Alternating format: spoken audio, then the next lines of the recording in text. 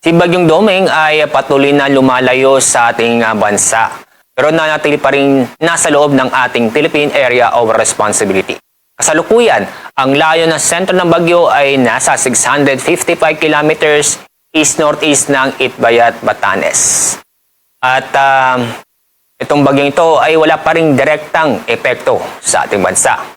Pero patuloy pa niyang inahatak ang habagat o southwest monsoon. Kaya nakikita itong southwest monsoon ay naapektuhan ang malaking bahagi ng ating bansa sa Central Luzon, Southern Luzon at sa western section ng Visayas.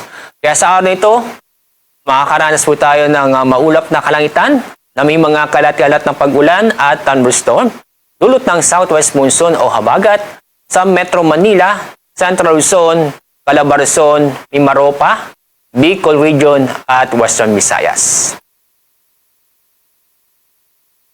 Sa ating forecast track ng Bagyong Domeng, kapag napanatili ang kanyang pagkilos o galaw na generally northwards sa bilis na 15 km per hour, inaasahan po natin na maaaring mayang hapon ay nasa labas na ng ating Philippine Area of Responsibility ang Bagyong Domeng at patuloy itong lalayo sa ating bansa patungo sa Japan.